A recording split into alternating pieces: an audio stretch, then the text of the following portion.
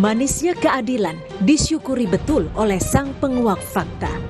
Berbulan-bulan menjalani persidangan, Richard Eliezer menerima vonis hakim 1 tahun 6 bulan penjara.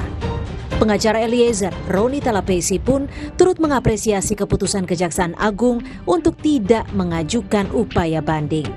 Menurut Roni, perjuangan kliennya mendapat balasan setimpal, vonis sesuai azas keadilan. Jaksa penuntut umum tidak mengajukan banding. Ini merupakan mujizat.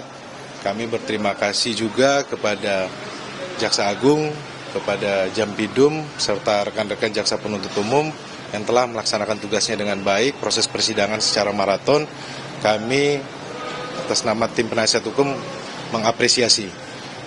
Usai menjalani sidang di pengadilan tingkat pertama, Polri bakal menjadwalkan sidang kode etik terhadap Richard Eliezer. Kadif Humas Mabes Polri, Irjen Dedi Prasetyo menyebut, nasib Eliezer sepenuhnya akan ditentukan oleh Komisi Kode Etik Polri. Dijadwalkan oleh Propam, apabila jadwal pastinya sudah ada, demikian proses sidangnya dan hasilnya juga sudah ada. Dan mekanismenya sidang Komisi Kode Etik. Dari sidang Komisi Kode Etik tentunya akan mempertimbangkan berbagai masukan dari masyarakat, kemudian pendapat para ahli, dan juga tentunya salah satu referensi yang penting dari keputusan pengadilan kemarin adalah Richard Eliezer sebagai justice collaborator. Akankah keadilan di ranah pidana turut berdampak pada nasib Eliezer untuk kembali bertugas di Korps Brimob atau diberhentikan tidak dengan hormat? Tim Liputan, Kompas TV. Ya, Jaksa penuntut umum menyatakan tidak akan mengajukan banding terhadap vonis Eliezer 1,5 tahun. Lalu, apa langkah sang penguak fakta selanjutnya dan akankah kemudian Richard memiliki peluang untuk tetap bertugas di Korps Brimob? Kita akan membahasnya bersama Albert Aris, ahli hukum pidana sekaligus penasehat hukum Richard Eliezer. Selamat malam, Mas Albert. Malam, Mbak Nitya. Saya bukan penasihat hukumnya Eliezer ya, tapi ahli yang diajukan oleh Eliezer, khususnya dalam perspektif ahli yang menguntungkan sesuai pasal 65 KUHP. Siap, kami kami ralat. Tapi kemudian ada pertimbangan juga, mengingat memang jaksa ini tidak mengajukan banding. Artinya kan putusan sudah berkekuatan hukum tetap ya, Mas Albert ya? Ya, betul. Jadi kalau banding itu kan adalah hak upaya hukum ya. Artinya kalau baik pihak Kejaksaan Agung maupun pihak Eliezer tidak mengajukan banding, maka perkaranya berkekuatan hukum tetap atau inkrah van huiste. Oke, kalau kita boleh tarik kembali ke belakang, karena ini ada beberapa hal yang, tapi saya ingin dengar dari Anda mengenai keberanian atau begitu berbedanya vonis hakim ketika menjatuhkan putusan kepada Eliezer 1,5 tahun, begitu berbeda dengan tuntutan 12 tahun. Menurut Anda, apakah kemudian hanya berdasarkan kepada, saya katakan, perhatian publik? Ya, saya rasa bukan soal perhatian publik saja ya Mbak Nitya. Tapi ada dua hal yang bisa kita elaborasi malam hari ini. Yang pertama adalah adanya pemaafan dari keluarga korban secara spesifik kepada Richard Eliezer. Ini dipertimbangkan oleh hakim dengan sungguh-sungguh. Dan yang kedua adalah peran Eliezer yang telah ditetapkan oleh hakim sebagai saksi pelaku yang bekerja sama untuk mengungkap perkara yang sulit pembuktiannya, atau kita kenal dengan istilah justice collaborator. Jadi perpaduan ini membuat putusan yang kemarin kita dengar, yang telah diresponi oleh penasihat hukum, Eliezer, keluarganya, dan seluruh masyarakat itu kita anggap sebagai putusan yang baik, terlepas itu ada perdebatan hukum mengenai pertimbangan hukum dan lain sebagainya.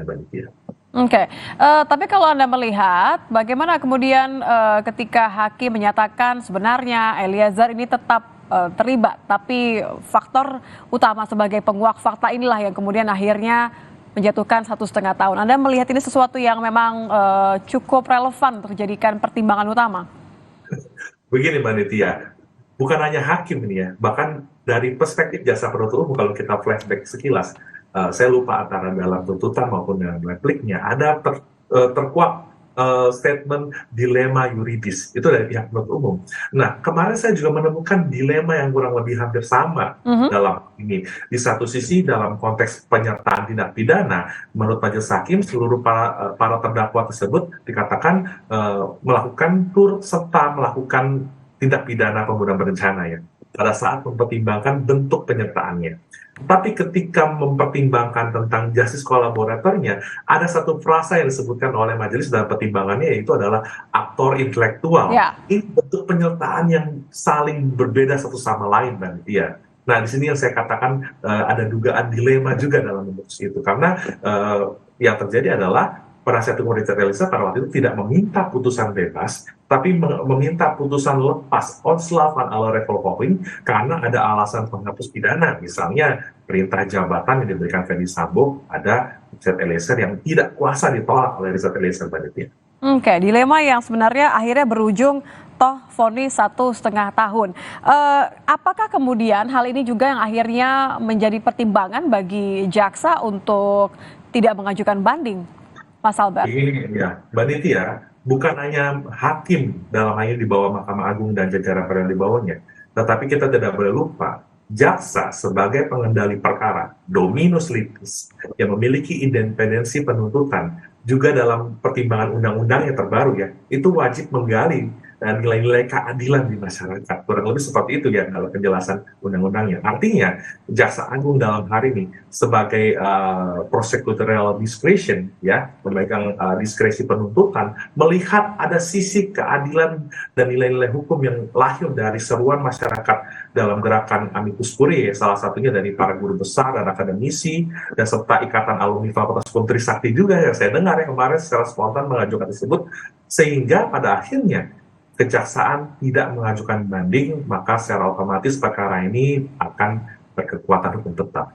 Bahkan terakhir kita mendengar apresiasi dari Menko Polhukam, dari Kompolnas, dan juga Presiden angkat bicara mengenai vonis khususnya Eliezer dan perbedaannya antara vonis Ferdy Sambo ya, Mas Albert ya.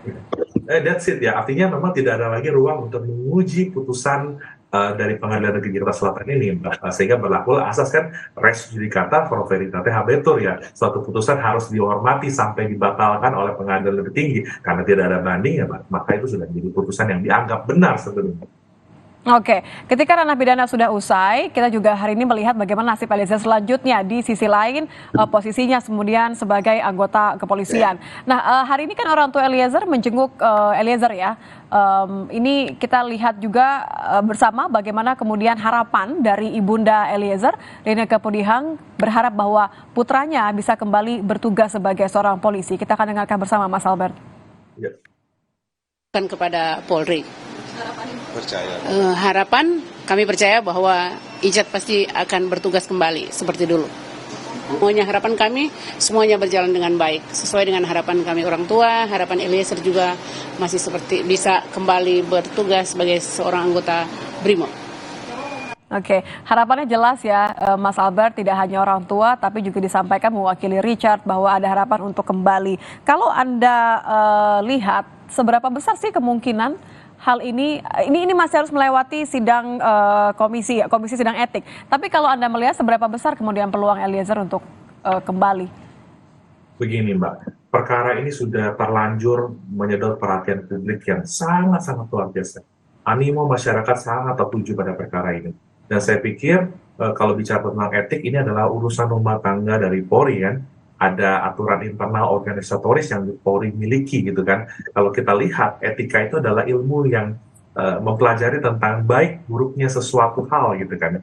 Nah artinya kalau tadi saya dengar Kapolri dalam pemberitaan sudah menyatakan membuka peluang untuk ya kembalinya Eliezer ke dalam institusi Bayangkara dalam hal ini, tentu tanpa bermaksud mendahului sidang etik yang dilakukan oleh Propam nanti, ini peran Richard Eliezer sebagai seorang justice kolaborator ini juga saya pikir akan dipertimbangkan juga nanti dalam peradilan etik yang akan diselenggarakan oleh Divisi Propam. Oke, ini karena mengacu pada aturan bahwa selama di ranah pidana vonisnya kurang dari 2 tahun, peluang Eliezer akan menjadi lebih besar, begitu ya, Mas Albert? Iya, yang saya dengar seperti itu, Mbak. Artinya nanti kita akan melihat nanti apakah memang dari sidang etik ini kejujuran, sikap kooperatif dari seorang Richard Eliezer ini serta perannya sebagai JC ditambah vonis yang sangat ringan ya kemarin dibanding dengan para terdakwa yang lain, ini menjadi pertimbangan tersendiri buat hakim etik yang akan mengadili Eliezer nanti, Mbak. Dan satu poin pentingnya, Mbak, bagi seorang anggota Polri, Mbak, ya pemberhentian itu adalah hukuman yang jauh lebih berat daripada sekedar hukuman yang berlaku di tindak pidana yang ada, Mbak. Jadi memang berbicara tentang semangat Korps, pengabdian kepada Korps ini menjadi sesuatu yang diperhitungkan. Apalagi Eliezer ini masih sangat muda umurnya, Betul. baru 24 tahun, masa depannya masih panjang ya kan. Artinya masih terbuka kemungkinan dia untuk meniti karir sebagai polisi yang baik untuk melakukan atau mendukung reformasi di tubuh kepolisian. Ya, kita akan lihat seberapa besar pengaruh posisinya sebagai penguak fakta akan berdampak positif bagi kembalinya Eliezer ke Korps Brimob. Terima kasih Mas Albert sudah bergabung bersama kami di Kompas Malam. Salam sehat, Mas. Welcome Mbak Nitya, salam sehat. Selamat malam. Informasi lain kami hadirkan di Kompas Malam.